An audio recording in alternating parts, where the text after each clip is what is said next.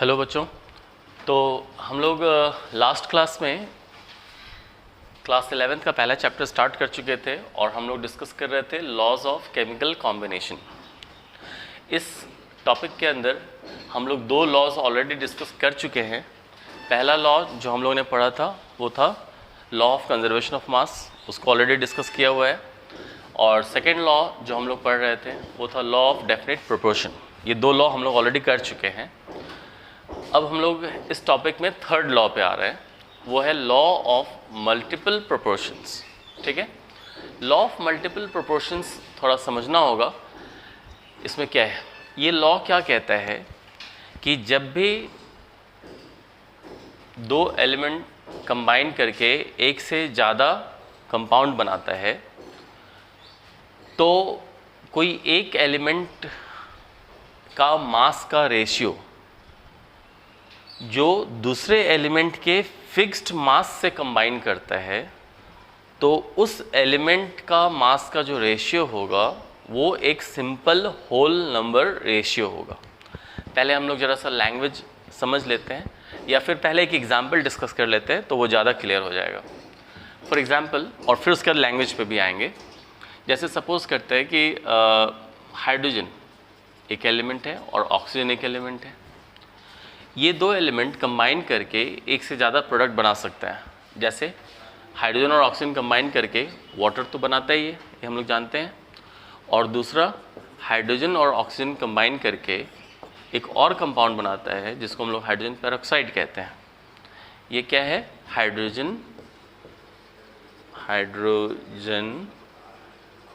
Peroxide और ये water. ठीक है, तो दो एलिमेंट कंबाइन करके एक से ज़्यादा प्रोडक्ट बना रहा है, वाटर भी बना रहा है, हाइड्रोजन पेरोक्साइड भी बना रहा है। ठीक है, तो हम जब इसे बैलेंस करेंगे तो ये इक्वेशन तो ऑलरेडी बैलेंस्ड है। इस इक्वेशन को अगर देखें, अगर बैलेंस करना है मुझे तो मैं यहाँ पे हाफ से इंटू कर दूँ तो भी बैलेंस्ड हो जाएगा। दो हाइड्रोजन, यहाँ पे एक सिंगल ऑक्सीजन है। ठीक है, और यहाँ पर एक ऑक्सीजन है, दो हाइड्रोजन यहाँ भी है, दो हाइड्रोजन यहाँ भी है। तो इस तरह से ये बैलेंस्ड है। ठीक है, तो अब जब हम लोग मास देखें तो इसमें हाइड्रोजन का 2 ग्राम, यहाँ पे हाइड्रोजन का 2 ग्राम है, यहाँ पे हाइड्रोजन का कितना ग्राम है, 16 ग्राम है, और यहाँ पे हाइड्रोजन का 32 ग्राम है। ठीक है, तो यहाँ पे क्या कहा जा रहा है, फिक्स्ड मास किसका रिएक्ट कर रहा है। इस रिएक्शन में हम लोग देखें तो फिक्स्ड मास कौन है, 2 ग्राम, ये फिक्स्ड मास हो गया है ना। तो जो फिक्स्ड मास है 2 ग्राम वो किसका है, हाइड्रोजन का। तो फिक्स्ड मास जिसका है वो जो कंबाइन कर रहा है इससे कंबाइन कर रहा है, तो इसका जो मास का रेशियो आएगा ये ऑक्सीजन का, अगर हम पहला वाला केस में मास ऑफ ऑक्सीजन लिखें, फर्स्ट केस, यानी फर्स्ट केस मतलब फर्स्ट रिएक्शन, और mass of oxygen second case यानी सेकेंड इक्वेशन में देखें, तो इसका जब हम रेशियो निकालेंगे, यानी ऑक्सीजन का ही मास का रेशियो निकाल रहे हैं दो अलग अलग रिएक्शन में। ठीक है, तो वो जब निकालेंगे हम लोग रेशियो, तो यहाँ पे इस पहला वाले केस में ऑक्सीजन कितना ग्राम रिएक्ट कर रहा है, 16 ग्राम। दूसरे वाले केस में ऑक्सीजन कितना ग्राम रिएक्ट कर रहा है, 32 ग्राम। ठीक है, तो 1/2 यानी कि 1:2।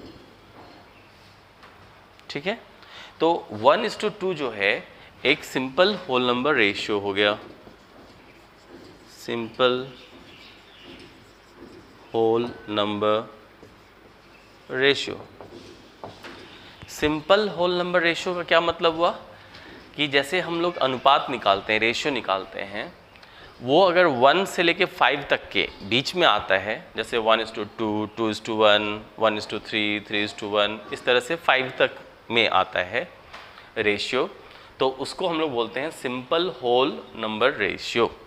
ठीक है, तो ये लॉ जो है वो लॉ क्या कहता है ये लॉ ये कह रहा है कि जब भी दो एलिमेंट, हाइड्रोजन और ऑक्सीजन है यहाँ पे, कंबाइन करके एक से ज़्यादा प्रोडक्ट बनाएगा, जैसे वाटर और हाइड्रोजन पेरोक्साइड, एक से ज़्यादा प्रोडक्ट हो गया, तो उस एलिमेंट का मास का रेशियो उस एलिमेंट के मास का रेशियो जो कि किसी दूसरे एलिमेंट के फिक्स्ड मास से कंबाइन कर रहा है। ये जो मास है वो फिक्स्ड मास हो गया ना, तो फिक्स्ड मास से जो कंबाइन कर रहा है, फिक्स्ड मास हाइड्रोजन का है, तो फिक्स्ड मास से कौन कंबाइन कर रहा है? ऑक्सीजन कंबाइन कर रहा है ना। तो ऑक्सीजन का जो मास का रेशियो होगा वो एक सिंपल होल नंबर रेशियो होगा। ठीक है, किसका रेशियो? उस एलिमेंट का मास का रेशियो जो कि किसी दूसरे एलिमेंट के फिक्स्ड मास से कंबाइन कर रहा है, मिल रहा है। तो फिक्स्ड मास जो है हाइड्रोजन, उससे कौन कंबाइन कर रहा है? ऑक्सीजन। तो ऑक्सीजन के मास का रेशियो हमें निकालना है और वो रेशियो क्या होगा? एक सिंपल होल नंबर रेशियो होगा। ठीक है, तो यही है लॉ ऑफ मल्टीपल प्रोपोर्शन। इसको हम लोग और एक एग्जांपल्स में देख लेंगे अभी आगे चल करके। तो यहाँ पे हम लोग स्टेटमेंट लिख सकते हैं। स्टेटमेंट इसका अगर लिखा जाए तो बहुत ईजिली हम लोग लिख सकते हैं।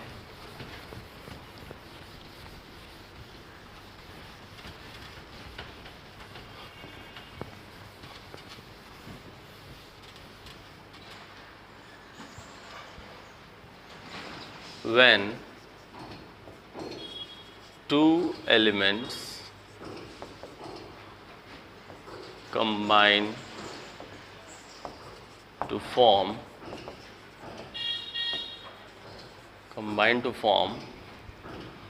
more than one compound, एक से ज़्यादा कंपाउंड जब वो बनाता है ना, to form more than one compound,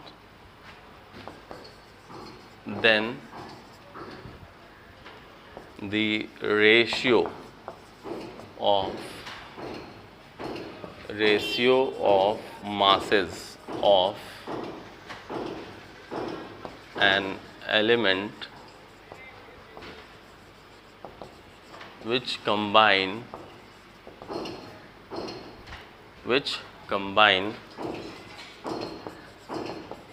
with the fixed mass of other element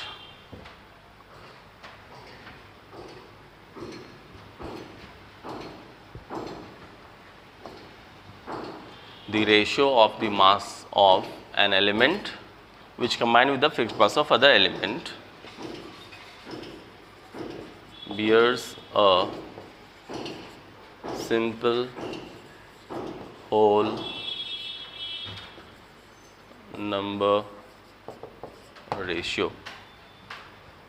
ठीक है, जब दो एलिमेंट कंबाइन करेगा और एक से ज़्यादा यौगिक बनाएगा तब जो अनुपात होगा मास का, किस एलिमेंट के मास का? जो दूसरे एलिमेंट के फिक्स्ड मास से कंबाइन कर रहा है, तो उसका जो रेशियो होगा वो एक सिंपल होल नंबर रेशियो होगा। यही लॉ है, लॉ ऑफ मल्टीपल प्रोपोर्शन। ठीक है, एक और एग्जांपल से हम लोग देख सकते हैं। जैसे कार्बन एक एलिमेंट है, ऑक्सीजन एक एलिमेंट है। कार्बन और ऑक्सीजन जब कंबाइन करता है तो एक गैस बनाता है, कार्बन डाइऑक्साइड गैस, हम लोग जानते हैं। अच्छा, कार्बन और ऑक्सीजन जब कंबाइन करता है, यानी कार्बन जब ऑक्सीजन के सीमित सप्लाई में, यानी लिमिटेड सप्लाई ऑफ ऑक्सीजन जब रहता है, यानी ऑक्सीजन कम रहता है, तब कार्बन से जब वो रिएक्ट करता है तो एक दूसरा गैस बनाता है जिसको हम लोग बोलते हैं कार्बन मोनोऑक्साइड गैस। ठीक है, तो इस तरह से कार्बन और ऑक्सीजन दो एलिमेंट हो गए और ये दो एलिमेंट्स अलग अलग कंपाउंड बना रहे हैं। एक कंपाउंड बन रहा है कार्बन डाइऑक्साइड और एक कंपाउंड बन रहा है कार्बन मोनोऑक्साइड। ठीक है, तो इस केस में अब हम लोग जब इसे बैलेंस करते हैं तो कैसे करेंगे बैलेंस, वो देखिए। ये ऑलरेडी बैलेंस्ड है, कोई दिक्कत नहीं। यहाँ पे बैलेंस नहीं है तो इसको हम लोग को बैलेंस करना पड़ेगा। ठीक है, कर लिए बैलेंस्ड। अब इसमें क्या करना है, हम लोग को मासेस देखना है। ठीक है, तो इसका मास कितना है अगर हम लोग मास निकाल रहे हैं तो कार्बन का 12 ग्राम, ये तो ऑलरेडी बैलेंस्ड है, यहाँ भी 12 ग्राम है कार्बन का, रिएक्ट कर रहा है इससे, ठीक है। ऑक्सीजन, ऑक्सीजन कितना ग्राम आ रहा है? ऑक्सीजन इस जगह पे जो आ रहा है वो है 32 ग्राम,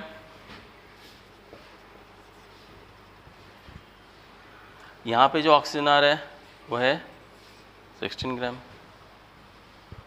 ठीक है, 32 ग्राम 16 ग्राम। अब जब प्रोडक्ट देखेंगे तो प्रोडक्ट की तो ज़रूरत नहीं है, अब यहाँ पे हम लोग को रेशियो निकालना है। तो ऑलरेडी ये बैलेंस्ड है, पहला काम है रिएक्शन लिखना, दूसरा काम होता है उसको बैलेंस करना, और फिर हम लोग रिएक्टेंट्स मतलब मैं बता चुका हूँ, जो आपस में अभिक्रिया करता है उसको रिएक्टेंट कहते हैं। तो ये दोनों रिएक्टेंट है, यहाँ पे ये दोनों रिएक्टेंट है। तो फिर हम रिएक्टेंट का मास लिख लेंगे बैलेंस करने के बाद। तो जब रिएक्टेंट का मास लिख लिया हम लोगों ने, तो हम लोगों ने क्या देखा कि यहाँ पे फिक्स्ड मास है, तो इसका ये फिक्स्ड मास हो गया, ठीक है। तो फिक्स्ड मास से कौन एलिमेंट रिएक्ट कर रहा है? ऑक्सीजन रिएक्ट कर रहा है फिक्स्ड मास से। तो फिक्स्ड मास से, ये है फिक्स्ड मास, उससे कौन अभिक्रिया कर रहा है? ऑक्सीजन। तो हम लोगों को ऑक्सीजन का मास का रेशियो निकालना है इस दो इक्वेशंस में। तो मास ऑफ ऑक्सीजन जो लिखेंगे पहला वाला केस में, और यहाँ पे लिखेंगे मास ऑफ ऑक्सीजन, ठीक है, ये हम लोग लिखेंगे दूसरे वाले केस में, ठीक है। तो कितना आ रहा है? 32, यहाँ कितना आ रहा है? 16। रेशियो निकाल लेंगे तो क्या आएगा? 2:1, ठीक है, 2:1 आ रहा है ना। तो इस केस में जो रेशियो आ रहा है वो आ रहा है 2:1, और मैं अभी बात कर रहा था कि 1 से लेके 5 तक जो रेशियो होता है वो एक सिंपल होल नंबर रेशियो होता है, ठीक है, सिंपल होल नंबर रेशियो। तो इस केस में भी हम लोगों ने क्या देखा कि दो एलिमेंट रिएक्ट करके एक से ज़्यादा कंपाउंड बना रहा है। तो फिक्स्ड मास से जो एलिमेंट रिएक्ट कर रहा है वो है ऑक्सीजन। तो ऑक्सीजन का जो मास का रेशियो होगा इन दो रिएक्शंस में, वो रेशियो आ रहा है 2:1। इसका मतलब ये एक सिंपल होल नंबर रेशियो हो गया, है ना, सिंपल होल नंबर रेशियो ये हो गया, ठीक है। तो इस तरह से हम लोग ने ये देखा लॉ ऑफ मल्टीपल प्रोपोर्शन जो है वो कैसे अप्लाई हम लोग कर सकते हैं अलग अलग एग्जाम्पल्स में। और भी बहुत सारे एग्जाम्पल्स हो सकते हैं, जैसे कि नाइट्रोजन एलिमेंट है, ऑक्सीजन भी एक एलिमेंट है, और वो दोनों जब आपस में रिएक्ट करता है तो बहुत सारा ऑक्साइड बनाता है नाइट्रोजन का, जैसे NO2, N2O4, N2O5, ठीक है।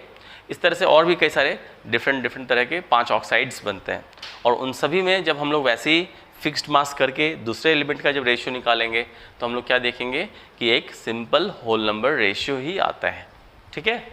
इस तरह से this is law of multiple proportion जो हम लोग ऑलरेडी समझ चुके हैं। थोड़ा सा इसका लैंग्वेज तो लंबा है, लग रहा होगा आप लोगों को, बट आसान है। मैं अगर फिर से रिपीट कर दूं इस लैंग्वेज को तो देखिए क्या है। जब दो तत्व आपस में मिल करके एक से ज़्यादा यौगिक बनाते हैं, तब उस एलिमेंट के मास का रेशियो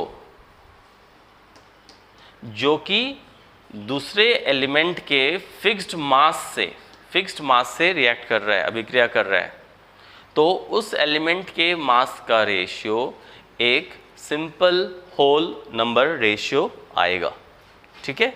यही इसमें इंग्लिश में भी ये सेंटेंस लिखा हुआ है, ठीक है। बहुत आसान है, ऐसा कोई मुश्किल नहीं है। तो इस तरह से हम लोग law of multiple proportion discuss कर चुके हैं। ये हमारा तीसरा लॉ था जो हम लोग अभी पढ़ रहे थे, law of chemical combination topic के अंदर। अब इसी टॉपिक के अंदर हम लोग चौथा लॉ पढ़ने जा रहे हैं, और उस लॉ का नाम है गे-लुसाक्स लॉ।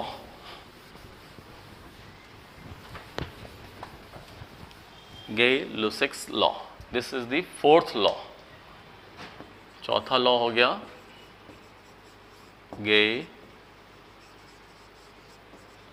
लुसिक्स लॉ, सिर्फ इतना भी बोलते हैं गे-लुसिक्स लॉ, या हम लोग गे-लुसिक्स लॉ ऑफ कंबाइनिंग वॉल्यूम्स ये भी बोलते हैं,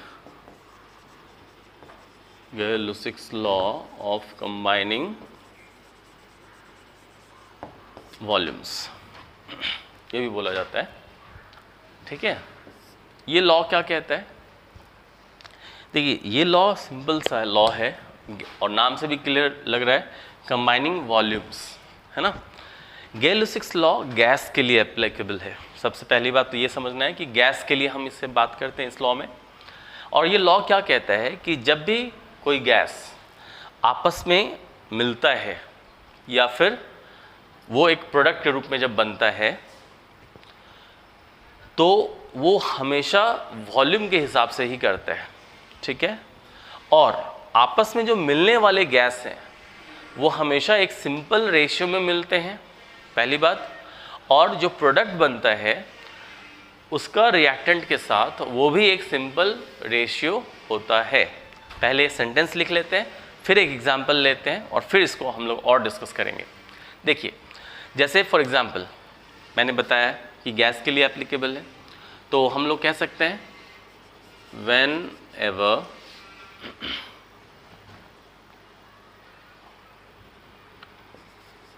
whenever gases combine or formed, मतलब क्या हुआ कि जब भी गैस कंबाइन करेगा या बनेगा, ठीक है, जब भी गैस कंबाइन करेगा या बनेगा,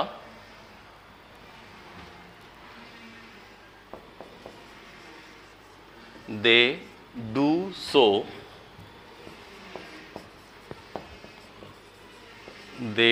सो इन वॉल्यूम्स, यानी वो वॉल्यूम के हिसाब से ही कंबाइन करता है या वॉल्यूम के हिसाब से ही वो बनता भी है। ठीक है, they do so in volumes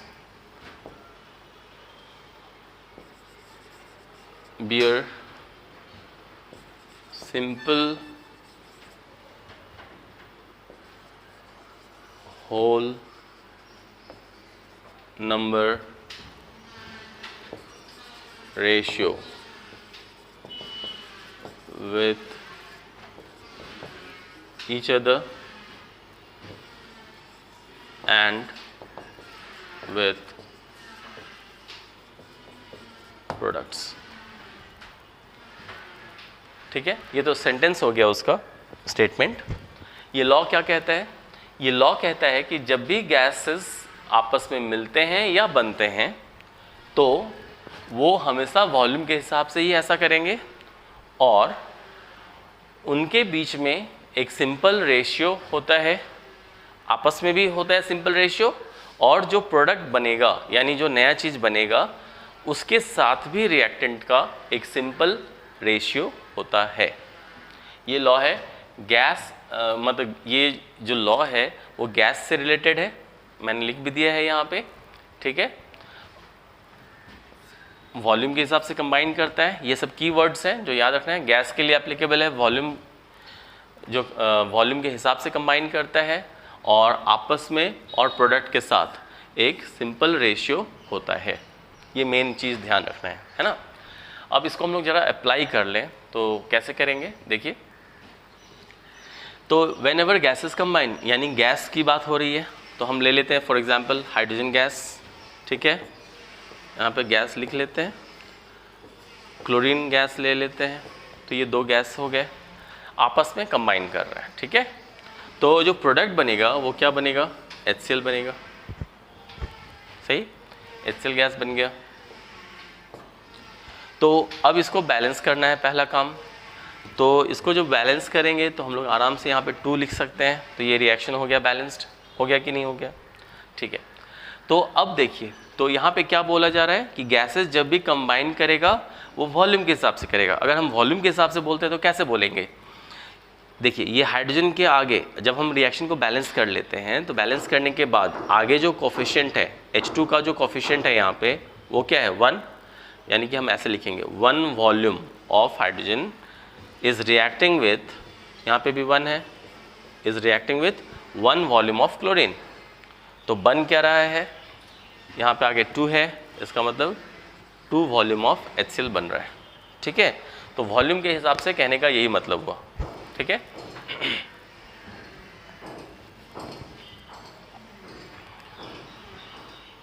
जब भी गैस कंबाइन किया तो वॉल्यूम के हिसाब से कंबाइन किया, और वॉल्यूम के हिसाब से कैसे लिख रहे हैं हम लोग, वो हम लोग इसको हम लोग जो आगे जो नंबर है ना वो उसका कोफिशिएंट कहलाता है, तो वही कोफिशिएंट उसका वॉल्यूम हुआ। तो वॉल्यूम के हिसाब से कंबाइन किया। इसको हम पढ़ना चाहें तो ऐसे भी पढ़ सकते हैं कि हाइड्रोजन का एक वॉल्यूम जब क्लोरीन के एक वॉल्यूम से अभिक्रिया करता है तो HCl का 2 वॉल्यूम मिलता है। अब वॉल्यूम एक यूनिट हो गया। अब हम वॉल्यूम को मिलीलीटर में बता सकते हैं, सेंटीमीटर क्यूब में बता सकते हैं, लीटर में बता सकते हैं, जिसमें भी बताएंगे। तो वो यूनिट यहाँ पे हम आराम से लिख सकते हैं। अगर मान लेते हैं वॉल्यूम लीटर में है तो यहाँ पे क्या लिखेंगे, 1 लीटर हाइड्रोजन कंबाइन कर रहा है 1 लीटर क्लोरीन से, तो क्या बन रहा है 2 लीटर HCl। अगर हम लोग ml के हिसाब से बात करें तो 1 ml हाइड्रोजन कंबाइन कर रहा है 1 ml क्लोरीन से, तो क्या मिल रहा है 2 ml HCl। ठीक है, cm क्यूब में अगर बात करें तो 1 cm क्यूब हाइड्रोजन का रिएक्ट कर रहा है 1 cm क्यूब क्लोरीन से, तो क्या बन रहा है 2 cm क्यूब HCl, इस तरह से। ठीक है, तो ये वॉल्यूम के हिसाब से होता है, ये हमें समझना है पहली बात।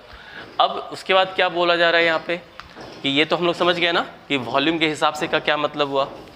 अब उसके बाद है यहाँ पे bear simple whole number ratio with each other, यानी आपस में उसका एक सिंपल होल नंबर रेशियो होगा। तो यहाँ पे अगर हाइड्रोजन गैस जो कंबाइन कर रहा है और जो क्लोरीन गैस कंबाइन कर रहा है, इस दोनों का अगर हम रेशियो देखें वॉल्यूम का, तो यहाँ पे इसका 1 वॉल्यूम था और इसका भी 1 वॉल्यूम था, तो रेशियो क्या होगा 1:1।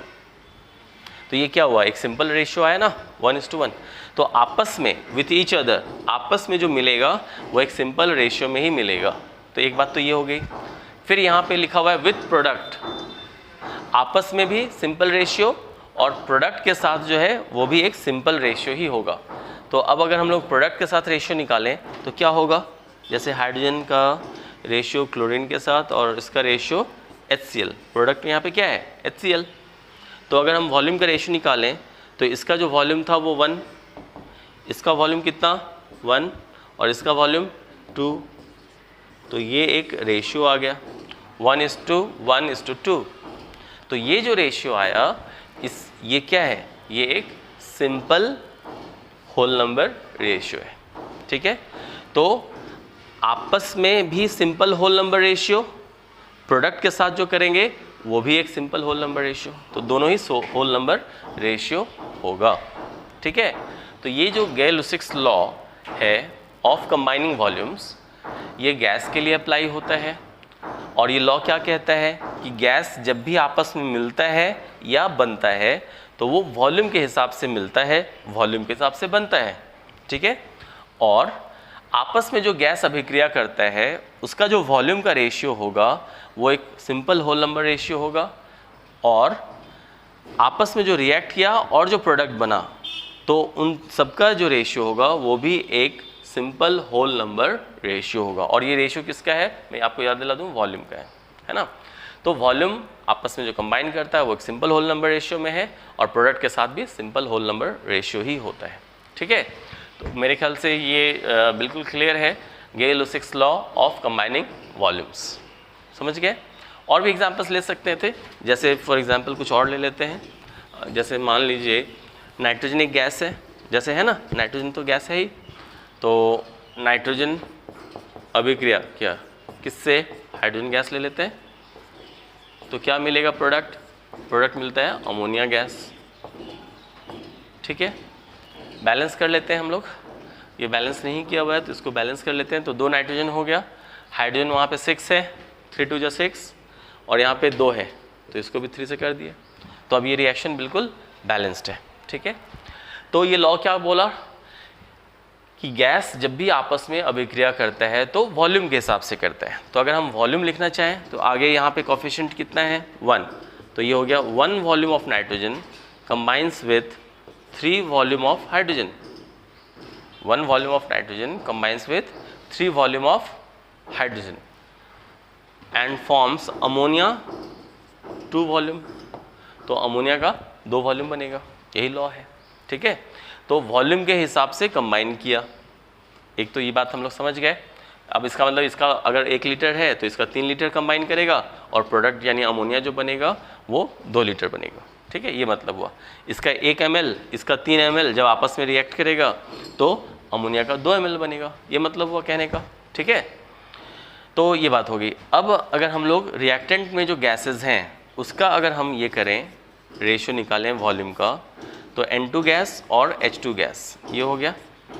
इसका रेशियो निकाल लेते हैं, तो 1 वॉल्यूम बाई 3 वॉल्यूम, रेशियो क्या होगा 1:3। ठीक है, रेशियो होगा 1:3, ये आपस में हुआ।